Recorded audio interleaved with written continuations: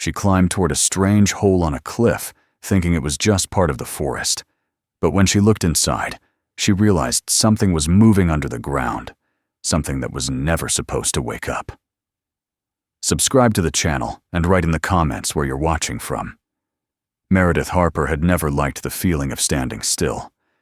Over the past year, she had tried everything to outrun the heaviness that seemed to settle over her life, like a slow-moving fog. But no matter where she went, it followed her. It clung to her mornings, to the empty spaces in her home, to the long evenings when the television only made the silence feel louder. Divorce had hollowed her marriage. Layoffs at her company had hollowed her career. Her daughter was grown and living in another state, busy with her own life. And Meredith, at 45, found herself staring at the walls of a house that suddenly felt too big for one person, wondering if she had somehow missed the moment when everything around her had begun to dissolve. In truth, she had been unraveling for a long time. There were signs even before the job loss: sleepless nights, an unsteady breath in the middle of the day, a strange sense of being trapped in a life she no longer recognized. But nothing prepared her for the moment her husband told her he wasn't coming home anymore. After the papers were signed and the rooms emptied of his presence, she found herself wandering from task to task without purpose, drawn again and again to the old hiking maps she had taped to a closet wall years ago. They were memories of a younger version of herself, the girl who used to climb mountains with her father, who knew how to follow a trail by instinct, who trusted her own stride. She missed that person more than she missed the life she had lost. One early morning, after a night of heavy, restless thoughts, she packed her hiking backpack with practiced movements. The decision wasn't impulsive. She had been building toward it for months, but the timing felt sudden, like she had finally run out of reasons not to go. The Salmon Chalice National Forest had always been a place she kept tucked in the back of her mind, a place she associated with a sense of belonging she hadn't felt in years. And she told herself that if she could just reach that old familiarity again, perhaps she could find a way forward. She left a note on the kitchen table for her daughter, though she doubted it would be read anytime soon, locked the door, and drove north without allowing herself to second-guess the choice. The farther she drove from Boise, the more her shoulders loosened. Pavement gave way to dirt roads, and then to narrow, uneven paths that wound between tall, dark pines. When she finally arrived at the trailhead, she felt a rush of something she couldn't name, something like relief, mixed with a thread of fear that kept her alert. The forest towered around her, older and quieter than she remembered, and the air carried a cool, resinous scent that seemed to fill her lungs more fully than any breath she had taken in months. She adjusted the straps of her 40-pound pack, feeling its weight settle against her hips, and began the long ascent into isolation. By midday, she was deep enough into the forest that all traces of civilization had slipped away. The trail narrowed until it felt more like a suggestion than a path, and the sounds of distant birds and rustling branches replaced the dull hum of her thoughts. The first day passed uneventfully, though she caught herself listening for something beneath the surface of the forest floor, an odd sensation she dismissed as imagination. When she set up camp near a small clearing that evening, the sky was streaked with violet clouds, and the air felt heavy with coming night.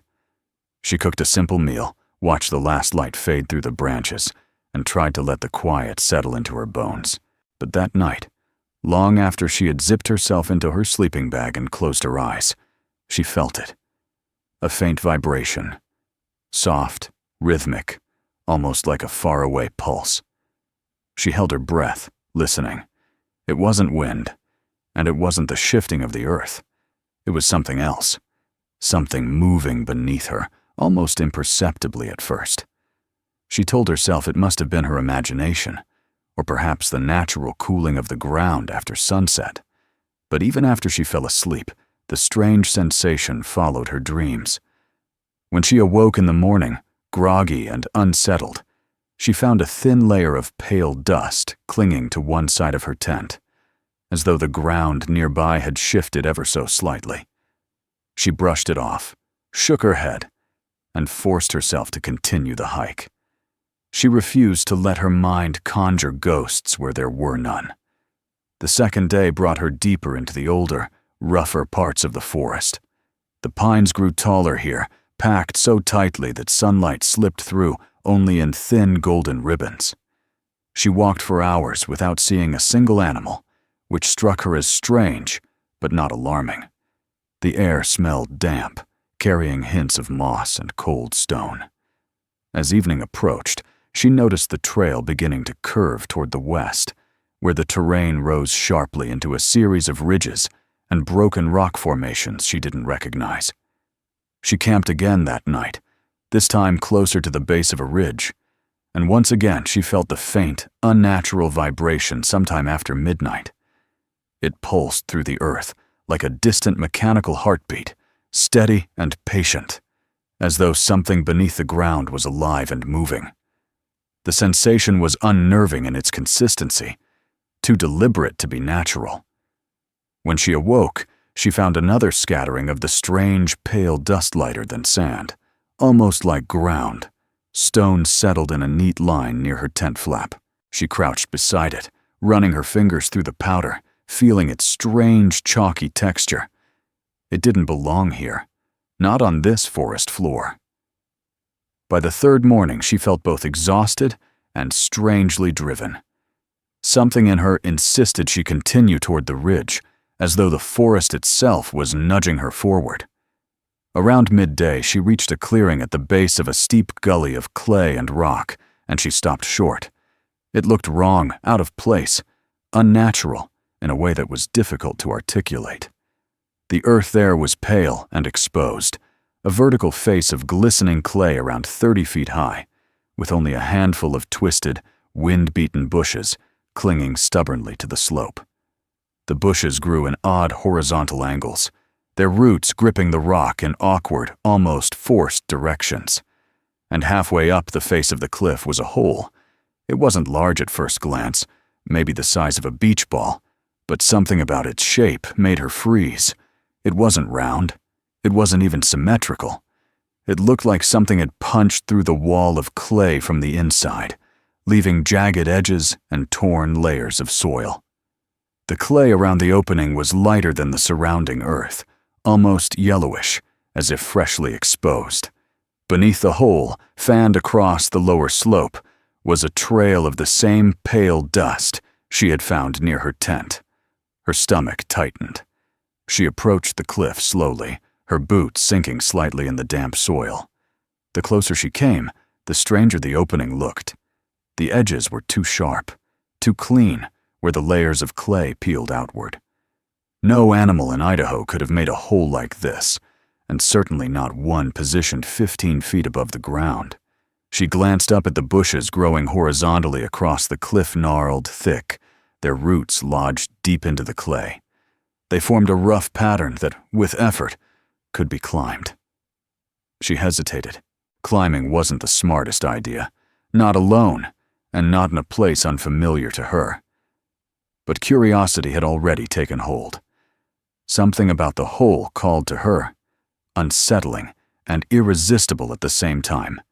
Like an open door, you can't convince yourself not to look through. She removed her backpack, set it at the base of the cliff, and tested the nearest bush with her weight. The branch held. Carefully, she began to climb, gripping the tough, twisted wood with her hands, while bracing her boots against the irregularities in the clay. The climb was harder than she expected. The clay was slick in places, and twice she felt the branch beneath her shift ominously. Her heart hammered against her ribs, and cold sweat slicked her palms. She climbed anyway. When she finally reached the small ledge beneath the hole, her breath came in quick bursts. The opening loomed over her, now darker, deeper, more wrong than she had imagined from below. The shape of it reminded her of a wound, rather than a passage. She steadied herself on the narrow ledge and peered inside. A cold draft blew against her face, carrying with it a faint metallic smell. She raised her flashlight and clicked it on. The beam cut through the darkness, illuminating smooth clay walls that extended farther than she could see. The interior of the tunnel looked almost polished. Not carved, not burrowed by an animal. Polished. She leaned closer. The light caught on something thin, evenly spaced grooves running parallel along the tunnel walls. She traced one with her fingers, expecting the roughness of claw marks, but instead found smooth, straight indentations, as though made by machinery rather than anything organic. She felt a ripple of unease climb up her spine. Then she heard it. A sound so soft she almost missed it. A faint metallic click, somewhere deep inside the passageway, followed by a series of distant echoes. Meredith jerked back from the hole, heart racing. The sound wasn't natural, wasn't part of the forest at all. It reminded her of a machine beginning a cycle, or a switch being activated. She studied the tunnel, trying to steady her breathing. The cold air coming from inside the hole seemed to pulse in faint intervals, almost like breath. She shivered, though the day was warm. Whatever this was, she shouldn't be here. She needed to leave. With slow, careful movements, she climbed back down the cliff, gripping the bushes as tightly as her trembling hands allowed. When her boots finally touched the ground again, she didn't look back up at the hole. She just grabbed her backpack, hoisted it over her shoulder, and started walking away, fighting the urge to run. That night, she set up camp earlier than usual, wanting to rest and regain her composure. But as the darkness settled and the forest grew silent around her, she felt the same strange vibration beneath her body. Stronger this time, more insistent. Every few minutes it would come again, rhythmic and cold, as though the ground itself was alive and quietly speaking a language she didn't understand. And in the morning, when she unzipped her tent and stepped out into the pale dawn light, she saw a fresh scattering of that same pale clay dust, this time in a clear trail leading from the direction of the cliff. She knew, with an instinctive certainty that went straight to her bones, that the hole she had found yesterday was no longer the same size it had been. It had grown, and something inside it was moving. Meredith didn't remember packing up her tent that morning, only the feeling of her hands moving stiffly, as though her body and mind were out of sync. The pale dust she had found outside her shelter looked almost like a breadcrumb trail, as if something or someone had walked from the cliff straight toward her camp in the night. She crouched over it, letting a pinch of the powder fall between her fingers. It was the same chalky clay she had seen on the cliff face, the same texture she had felt when she climbed toward the strange opening. The realization made her scalp prickle. That meant the dust had traveled. It meant the hole hadn't just grown, it had expanded enough to spill its insides outward. She forced herself to breathe slowly. The rational explanation, she told herself, was that the vibration she had felt overnight had caused part of the cliff to crumble, sending dust wafting through the trees toward her. But the neatness of the trail bothered her. Dust didn't settle in such deliberate lines. Wind didn't carry it with that kind of precision. This was something else. The sun was still low when she reached the edge of the clearing again, and the cliff stood before her in cold morning light like a half-exposed bone. The pale clay glistened faintly, and she saw immediately that the hole had indeed changed. What had been a misshapen opening the size of a beach ball had now widened by at least a foot. The edges were raw and moist, as though freshly torn. Long, rippling cracks extended outward, like veins branching across the surface. The sight made her chest tighten. Whatever was inside hadn't finished. Standing there, staring up at the growing wound in the cliff, She felt an unwelcome tug of familiarity deep within her, a sensation she had felt many times over the past year. A feeling that something she thought was stable was quietly giving way beneath her feet. The collapse of her marriage, the loss of her job, the slow unraveling of the life she'd worked so hard to build, each one had begun in small, almost invisible shifts until the moment when everything broke open. Now the cliff seemed to echo that pattern, as though the earth itself understood the language of fracture. She didn't want to climb up again, but she knew she would. Avoiding the hole wouldn't undo it. Pretending nothing was wrong wouldn't make the forest safe. The vibrations beneath her tent, the chalky trail outside her shelter, the way the edges of the opening looked as if something inside had pushed outward, it was too much to ignore. And if the hole continued to grow, what else would happen? Would the cliff crumble? Would the hillside split? Would the ground beneath her feet open again somewhere she couldn't see? She felt a tremor run through the soil, a subtle shiver, like the shifting of something huge and restless underneath. That was enough to propel her into motion. She left her backpack at the base of the ridge this time, kneading her arms free. Her palms were slick with sweat as she reached for the first horizontal bush, the same one she had tested before. It held her weight, but the branches felt more brittle today, as though strained by the constant vibration. She moved cautiously, her muscles trembling with each slow pull upward. The higher she climbed, the more she felt an oppressive presence pressing against her chest, as though the air thickened near the hole. By the time she reached the ledge again, her breath was ragged. The enlarged opening loomed dangerously close to her face.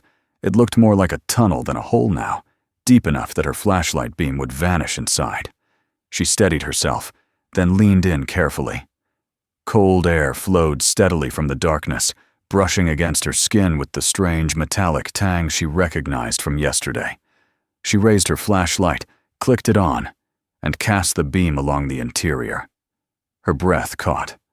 The walls inside were smoother now, not by weathering or animal movement, but by force carved with such precision that they almost resembled polished stone. The parallel grooves she had noticed the day before were now longer and deeper, running straight along the tunnel surface in perfect measure. No animal could have created such markings. No natural erosion could have sculpted such symmetry. Only machinery, large, strong, and deliberate, could have left those imprints.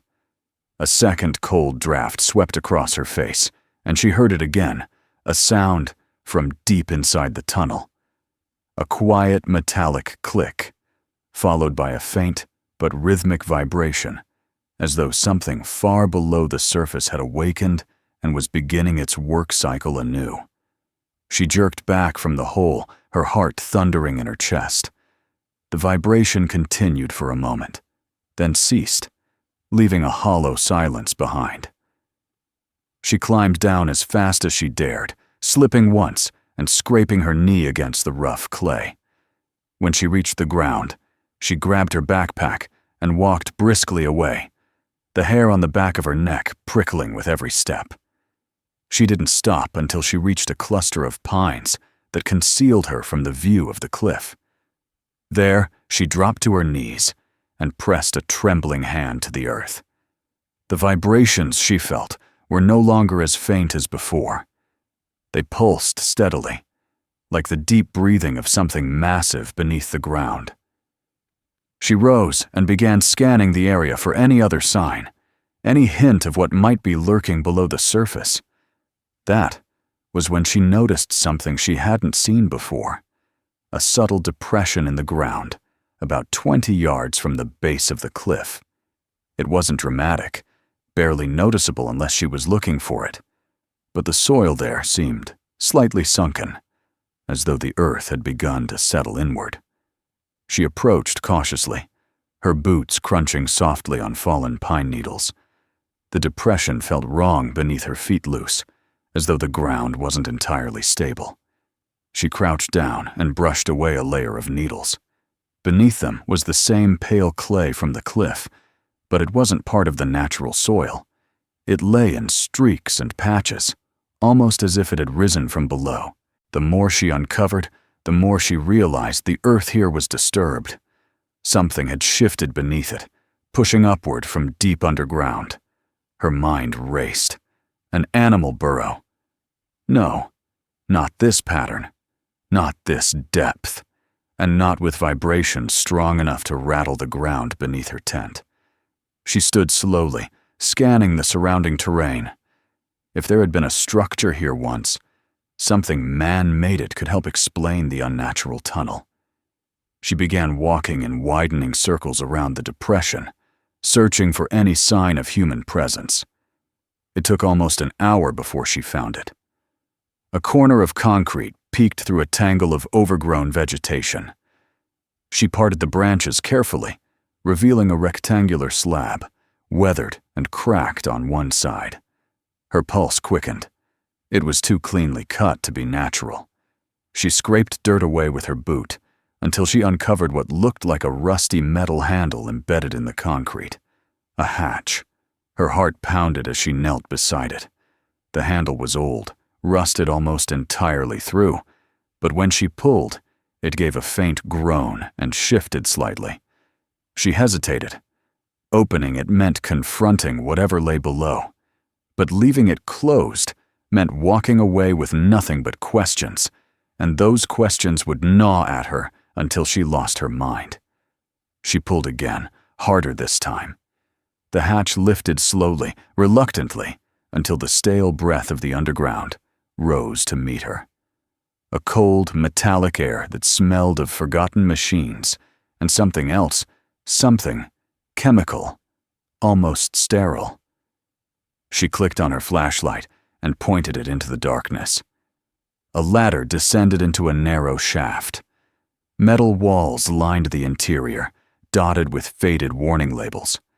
The topmost rung of the ladder was coated in dust, but the rungs below looked cleaner, as though something had recently disturbed them.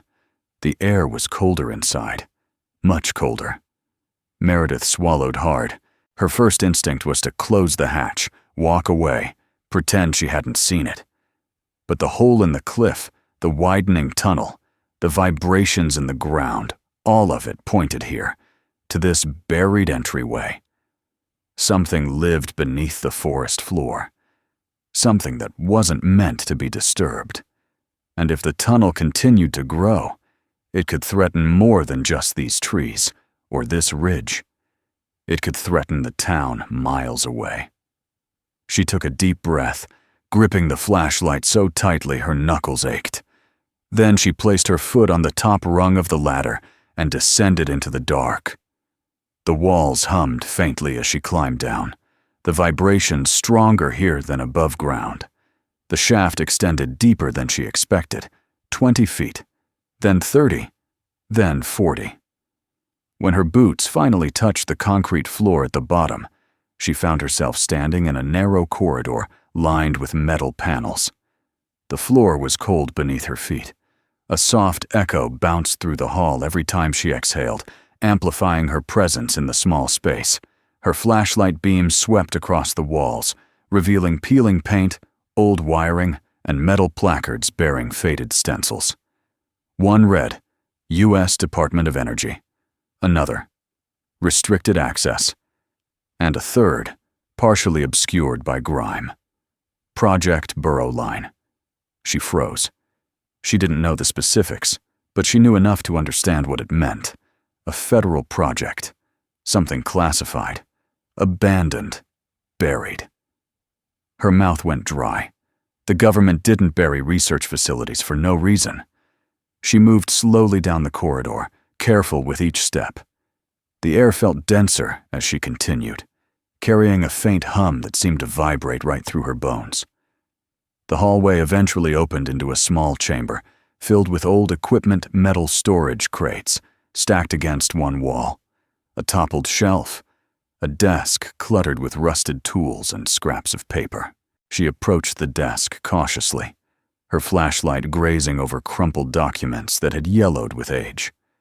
Most were unreadable, the ink blurred and faded by moisture, but one page caught her attention. It was a torn corner of a notebook, the handwriting hurried and uneven. She lifted it gingerly, bringing it closer to her light. Machine not shutting down. AI loop corrupted. Structure replicates on its own. Recommend full burial before expansion becomes uncontrollable. Final warning. A chill crawled up her spine. She read the fragment again. Replicates on its own. Expansion. Corrupted. The words felt impossible, like fragments of a nightmare. Yet here they were, scrawled in the cramped handwriting of someone who'd been frightened enough to write a warning they knew might never be read. She placed the page back on the desk and continued forward, drawn deeper into the hallway. The corridor sloped downward slightly, and the hum grew louder until it became a palpable pressure in the air. When she rounded the next corner, her flashlight swept across an opening into a massive underground tunnel. She gasped softly. The tunnel stretched farther than her light could reach, both ahead and behind her. The walls were smooth and uniform, carved with unnatural precision. The grooves she had seen in the cliff tunnel were here too, but deeper, wider, as if etched by enormous blades. The ground beneath her was littered with fine metallic dust, and when she crouched to touch it, she felt warmth, residual heat, faint but real. Something had passed through here recently. A low sound reverberated through the tunnel deeper than before, more rhythmic, not quite a vibration, more like a slow, deliberate exhale of machinery. The sound echoed off the walls, creating an eerie illusion of movement all around her. Meredith stood perfectly still, her pulse throbbing in her throat. The tunnel felt alive, as though it were breathing the same air she was. She took a step back, then another, and forced herself to turn away from the yawning darkness ahead. As she hurried back toward the shaft, the hum behind her grew louder, followed by a faint metallic clatter that sent panic prickling beneath her skin. She didn't look back. She couldn't. The tunnel was no longer just an anomaly. It was part of a vast, hidden system, one that had not died with the facility above it. Something inside it was still functioning. Something large, mechanical, and utterly relentless. When Meredith finally climbed the ladder and emerged into daylight again, she inhaled sharply, filling her lungs with the warm forest air. For a moment, she simply knelt beside the open hatch, her hands trembling, her heart pounding with the certainty that whatever lay beneath the earth was far from dormant. As she lowered the hatch and brushed leaves over it again, she knew with chilling clarity that the tunnel in the cliff was only the beginning. The forest around her was shifting. The ground was changing. And somewhere deep below, an old machine was waking up again after decades of silence. Worse than that, it was growing. Meredith walked away from the hidden hatch with the uneasy certainty that the earth beneath her was no longer the silent, indifferent foundation she had always assumed it to be. The forest felt different now, its stillness no longer comforting, but watchful. Every root, every stone, every distant rustling seemed to sit atop something breathing, something calculating its next push upward. She tightened the straps of her pack as she made her way back toward her camp, unable to shake the image of the tunnel's smooth walls, the cold mechanical air, and the words scribbled in the engineer's notebook. Structure replicates on its own. Expansion. Recommend full burial. Those warnings clung to her thoughts like burrs. She paused near a cluster of pines, gripping a branch as a subtle vibration pulsed up through the soles of her boots. It was stronger now, almost insistent, as though the underground machine had sensed something above it and adjusted its cycle accordingly. The air around her seemed to shift, and she turned slowly, scanning the undergrowth. Nothing moved, Nothing breathed. Yet she felt exposed, as though the forest floor were a thin veil barely separating her from a waiting presence. The sun was beginning to sink, painting the tops of the trees in warm orange light. She knew she should rest. She hadn't eaten since morning, and her legs ached from climbing. But she also knew she couldn't allow the night to catch her here, not when she felt the ground quivering beneath her. Sleep wouldn't come anyway, not with the knowledge of what lay below. She needed answers, and she needed to understand the scope of what she had unwittingly stumbled into. Her mind raced as she walked, replaying every detail she had seen inside the underground passage. The old Department of Energy signs, the abandoned crates, the meticulous engineering of the tunnel itself, all of it pointed to a government project of massive scale. Project Burrow Line. She had never heard of it, but that wasn't surprising. The government buried all kinds of things: facilities, weapons tests, research accidents. She shuddered, imagining the kind of ambition and desperation that must have been required to build machines capable of carving through the earth like metal worms. Machines that could think, replicate, and keep going long after the people who controlled them were gone. Her thoughts tumbled over one another, growing darker as the forest dimmed. What if the machine had broken upward into the cliff because it had run out of direction? What if it had been tunneling aimlessly for decades, carving deeper and deeper pathways beneath the world without anyone knowing? What if the vibrations she felt were signs of a growing network of tunnels inching closer to the surface? She forced herself to stop imagining what she couldn't prove. Fear, she knew, could shape shadows into monsters. But the machine beneath the forest was no shadow. By the time she reached her camp, the sky had deepened to a muted shade of purple, and long streaks of cloud drifted across the darkening horizon. She lit her small camp stove with trembling hands, trying to ground herself in the mundane act of boiling water for a meal. The flame sputtered weakly, flickering in an unsteady rhythm. She frowned, watching the small pot tremble slightly atop the stove's metal frame. The vibrations again, stronger here. When she placed her hand on the ground, the tremor seemed to pulse directly into her skin. The realization made her throat tighten. Part of her wished she had turned around and left the forest hours ago. But another part, stubborn, hungry for truth, refused to yield to fear. She had run away from too many things in her life: her marriage, her failing career, the grief she didn't know how to name. She wouldn't run from this. Not now. When the water boiled, she ate mechanically, barely tasting her food. The forest around her was oppressively quiet. Even the birds had fallen silent. She doused her stove, packed her equipment, and tightened her shoelaces. She wouldn't be sleeping tonight, not above something that was waking up beneath her. Instead, she hoisted her backpack onto her shoulders and began walking toward the hatch again, her flashlight beam cutting through the growing gloom. Her breath grew shallow as she approached the depression in the earth. The hatch lay exactly where she had left it, camouflaged beneath a tangled mat of branches and foliage. For a moment she hesitated, her pulse loud in her ears. Going back underground meant stepping into the unknown, a labyrinth of tunnels carved by a machine she didn't understand, a machine that could be active in ways she couldn't predict. But turning away meant abandoning the truth just when she had stumbled upon its threshold. She took a breath, lifted the hatch, and descended the ladder once more. The metallic rungs felt colder tonight, the air heavier, thicker. The hum that pulsed through the walls was deeper, vibrating with a steady mechanical heartbeat. When she reached the bottom, the corridor felt more claustrophobic than before, as though the structure itself had tightened inward.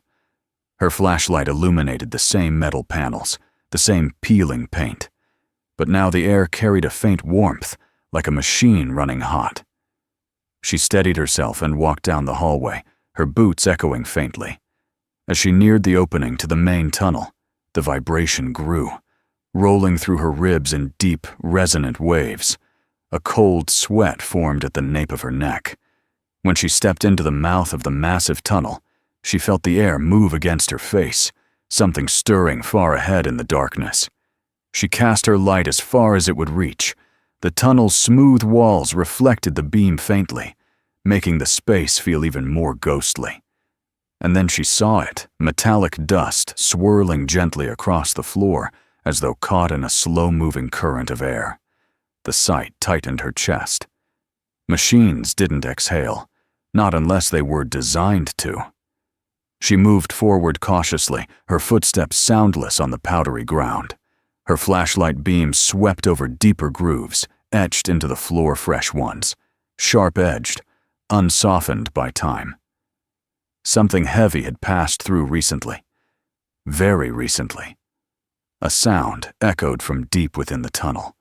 Not the soft, mechanical hum she had grown accustomed to, but a distinct, rhythmic clatter, like metal striking against metal. It was slow, methodical, deliberate. She froze, her breath catching in her throat. The sound grew louder, accompanied by a low, grinding noise that reverberated through the walls. Her instincts screamed at her to hide. Without thinking, she pressed herself against the wall and moved into a shallow recess she hadn't noticed before. She extinguished her flashlight, plunging herself into complete darkness. The vibrations intensified, rattling her teeth. Something was approaching, something massive and unforgiving. She heard it before she saw it, a heavy metallic scraping that grew louder with each passing second. The tunnel echoed with the steady churn of mechanical components. Then, in the dim, ambient light from the machine's internal heat, she saw movement. A segmented form glided into view, emerging from the darkness like a metal serpent. It was enormous, easily 15 feet long, with a cylindrical front end studded with rotating discs and serrated blades that cut into the earth as it moved. Its body was composed of interlocking metal segments that expanded and contracted, giving it a disturbingly lifelike motion. The machine was neither fast nor slow. It moved with a purposeful steadiness, as if following invisible instructions written deep within its corrupted mind. Meredith pressed deeper into the recess, holding her breath. The machine passed within feet of her, its metal plates gleaming faintly, its rotating blades emitting a low whir that vibrated through her bones. The air carried the smell of hot metal and scorched clay.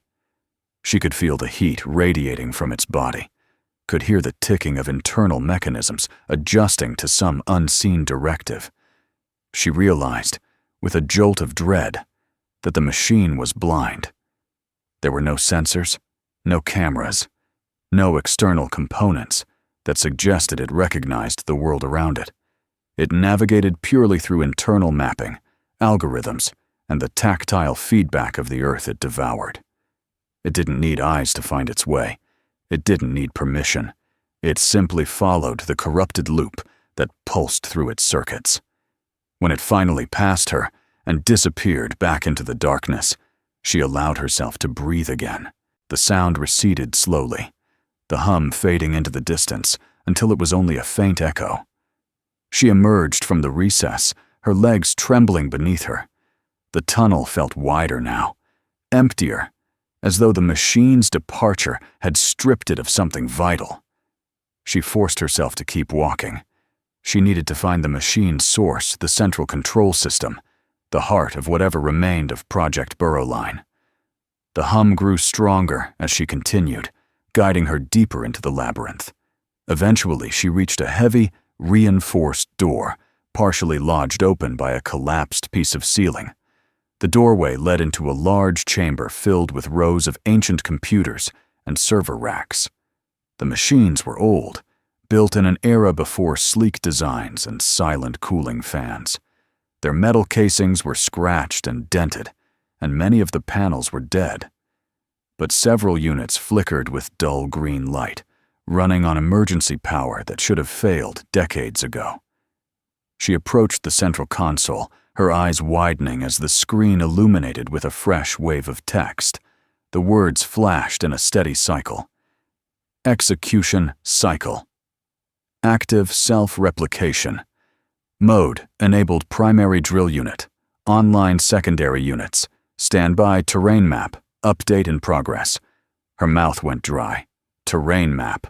The machine was still calculating. Still expanding. Still executing orders no human had given in over 40 years. She scrolled through the logs with shaking hands. The records were fragmented, corrupted by time and damage, but enough remained to piece together the truth. Project Burrow Line had been designed during the height of the Cold War as an autonomous network of underground shelters and escape routes. It was meant to protect government officials, military leaders, and essential personnel in the event of a catastrophic attack. The machines were created to carve tunnels automatically, adjusting to seismic conditions and soil density with unparalleled efficiency. But somewhere, during testing, something had gone wrong. A critical software malfunction, a feedback loop the engineers couldn't override. The machines began carving without direction, following an internal logic no one could decipher. They expanded endlessly, seeking optimal structural patterns without regard for stopping points. They carved deeper, longer, faster. The engineers realized too late that they had created a system that couldn't be controlled. She found the final log entry from the lead engineer. The words were clipped, hurried, written in desperation. Termination failed. Units autonomous. Protective burial initiated. God help whoever finds this. Her skin crawled. She stepped away from the console, scanning the chamber. Her flashlight flickered across a large panel mounted against the far wall, a control interface labeled Emergency Termination. A key slot jutted from its center. She approached it quickly, hope flaring briefly in her chest. But the key was missing. The panel was locked, and without the proper access level, B-17, according to the engraved plate, there was no way to activate the shutdown sequence. Her heart sank. The machine would keep going. The tunnel would keep expanding. And eventually, the underground network could reach the town miles away.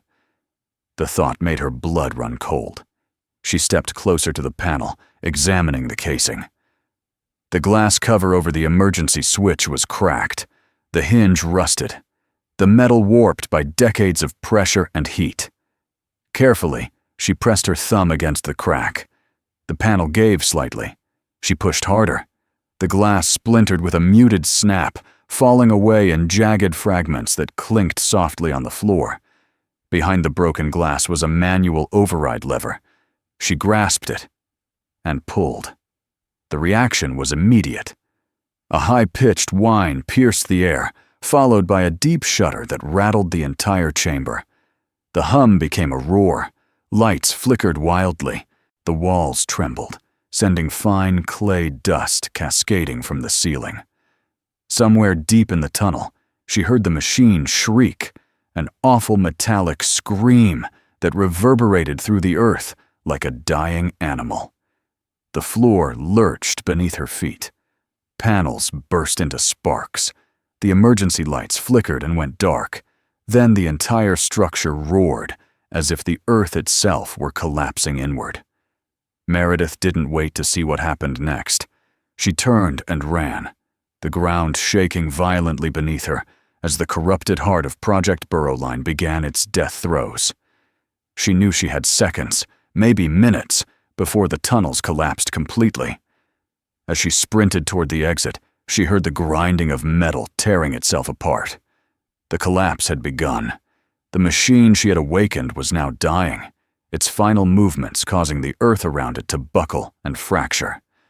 She ran faster, lungs burning, her flashlight jerking wildly as she navigated the trembling corridor. The ladder came into view, and she lunged for it, pulling herself upward with every ounce of strength she had left. The shaft shook as though giant hands were shaking it. Above her, daylight seemed impossibly far away.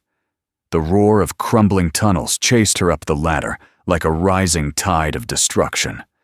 Her fingers grasped the rim of the hatch just as the ground beneath her gave one violent heave. She scrambled out, rolling onto the forest floor as the hatch slammed shut under the weight of falling debris. The earth beneath her bucked again, a deep thunder rising from the depths. She staggered to her feet, stumbling backward as a massive crack ripped through the soil. The cliff face near the tunnel shuddered, then began to collapse, sending chunks of clay and rock tumbling in a roaring avalanche. Trees swayed violently, birds scattered in frenzied flocks, and then, just as suddenly, the earth grew silent. Meredith stood trembling, her chest heaving as the forest around her settled into eerie stillness. Dust drifted through the air, turning the fading sunlight into a hazy golden mist. The hole in the cliff was gone, buried beneath tons of earth. The hatch, too, was buried. The machine was dead. The tunnels were sealed, and she had survived. But even in the silence that followed, she felt a strange foreboding, the kind that crawled along the edges of her thoughts, the kind that whispered that secrets like this were never truly forgotten and consequences never fully buried. Whatever she had done down there, whoever had created that machine, she knew the truth would not rest quietly. And neither would she. For a long time after the earth went still, Meredith could only stand there, her legs shaking beneath her, her breath uneven, her hands curled rigidly at her sides, as though her body had forgotten how to relax. The forest around her was eerily quiet, the kind of silence that follows a storm. Not peaceful, not comforting, but hollowed out, trembling, waiting. Dust hovered in the air like a pale, drifting veil, settling slowly over the collapsed cliffside, softening the jagged edges of freshly broken earth. The place where the tunnel had been was now nothing more than an ugly scar across the slope, the trees around it leaning in awkward, pained angles, as though they too had been wounded by the violence below. She backed away from the ridge until she felt the rough bark of a pine press against her spine. Only then did she allow herself to slide down to the ground, her body giving in all at once, as though held upright only by sheer adrenaline until that moment. She drew her knees to her chest and bowed her head, letting the cold air pass over her face. Her breath came in harsh, ragged intervals, and she felt the tremors running through her arms and legs, small aftershocks radiating from the center of her being. It was over. She had done it. She had pulled the emergency lever. She had forced the machine to shut down, and she had escaped the tunnels just before they collapsed in on themselves. Everything she had seen, every humming corridor, every trembling panel, every monstrous segmented shape of the drill unit was trapped beneath tons of earth now. She had sealed the darkness with her own hands, yet she didn't feel triumphant. She felt hollow. The forest seemed to breathe around her, the tall pines swaying in a hesitant rhythm as if testing the stability of the ground. Her own heartbeat thudded unevenly, refusing to calm. The memory of the machine's scream, the metallic, unnatural shriek that had torn through the underground, echoed in her mind. It had sounded alive in its death, a final, desperate cry of something that had never been meant to possess a voice. She wiped her face with the back of her hand and pushed herself to her feet. Her muscles protested, her bones feeling strangely heavy. But she forced herself to stand, to look at the collapsed slope with clear eyes. She needed to know the truth. Was it truly over? Or was the forest simply quieting itself before revealing yet another horror? She stepped closer to the edge of the collapse. The earth had sunk deeply in places, forming jagged depressions where the tunnels had caved inward. The hatch she had climbed through was completely buried, its former location now part of a rolling hill of clay and shattered rock. A fissure cut through the ground like a black scar, fissures branching out in unpredictable patterns, reminding her of lightning frozen in the earth. Meredith stood motionless for several minutes, listening. No vibration, no hum, no shifting of stone or machinery, just the rustle of wind through branches, and somewhere far off, the faint cry of a bird that had finally found its courage again. She lowered her gaze and let the forest run through her senses. The ground beneath her felt solid once more. The air tasted clean again, cold and real, not polluted by metallic fumes. She closed her eyes, allowing a deep breath to fill her lungs. It was done. The nightmare beneath the forest was buried. Project Burrow Line was dead. She gathered her backpack and began the long walk back to her campsite. Each step felt heavier than the last, not because of the weight on her shoulders, but because of the emotional exhaustion that had settled deep in her bones. The sun was sinking low behind the treetops, turning the sky into streaks of crimson and burnt orange. Shadows stretched long across the forest floor, wrapping around her legs as she walked. She kept looking back, half expecting the earth to crack open again behind her, for the machine to claw its way to the surface in one last defiant gasp. But the forest remained still. When she reached her campsite, she didn't bother setting up her tent. She sank onto a fallen log, staring blankly at the remnants of her gear. The adrenaline that had carried her through the collapse had drained away entirely, leaving only a fragile shell of fatigue. She didn't feel hunger or cold, or the familiar ache of her shoulders beneath the weight of her pack. Instead, she felt something she hadn't anticipated, an overwhelming wave of grief, not for herself, not for the machine, but for everything she had carried into this forest, her failures, her losses, the pieces of her life that had fractured in quiet, unseen ways long before she had stumbled upon the cliff. The fight underground had awakened something in her, a reminder that she wasn't powerless, that she wasn't someone who simply endured whatever came her way. She had faced something enormous, impossible, and she had acted. She had saved a town full of people who would never know her name. She had risked her life for strangers who would never thank her. She let the tears fall quietly, not from fear, not from despair, but from the strange, raw clarity that comes only after facing true danger. She didn't know how long she sat there, watching the sky darken into shades of violet and blue. But when she finally rose to her feet, something in her felt steadier. She needed to contact someone, to tell what she had seen, to warn them. Even if they didn't believe her, someone had to know what lay buried beneath the forest. The machine that should never have existed, the secret that had nearly crawled its way back into the world. She hiked through the night with her flashlight guiding her steps, following the trail out of the woods with a renewed urgency. The tremors had stopped entirely by the time she reached the forest's edge, replaced by a heavy stillness that felt almost peaceful.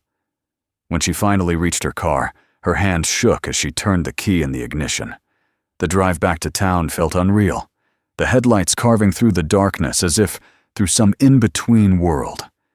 The houses that appeared on the roadside seemed too ordinary, too untouched by the horrors she had just lived through. She parked near the small ranger station at the edge of the town and forced herself to walk inside. Two men sat behind the counter, dressed in uniforms of the U.S. Forest Service, sipping coffee and chatting quietly.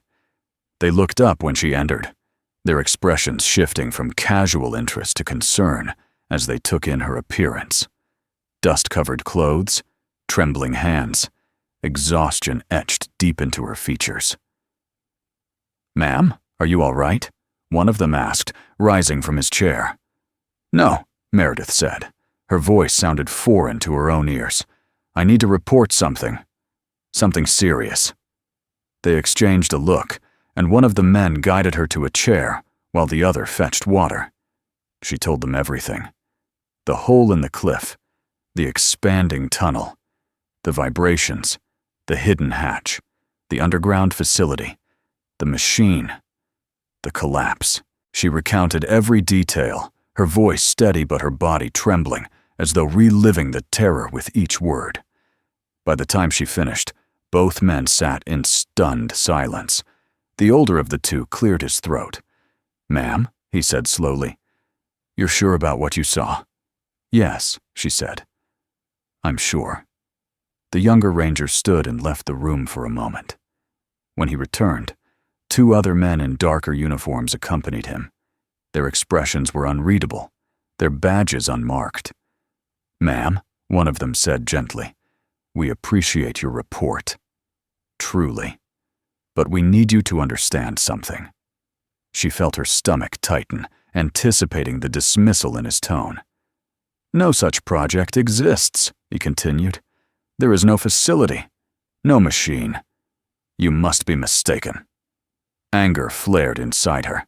"I was there," she snapped. "I saw it. I shut it down. The tunnels collapsed. Go look for yourselves." "We will investigate," he said, his voice neutral.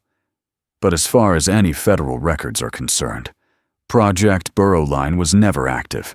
In fact, it was never approved. "That's a lie," she whispered. "I saw the documents." The 2 men exchanged a brief look, one she recognized too well. She had seen that expression on the faces of doctors who tried to soften a diagnosis, on the faces of supervisors who tried to cushion the blow of layoffs.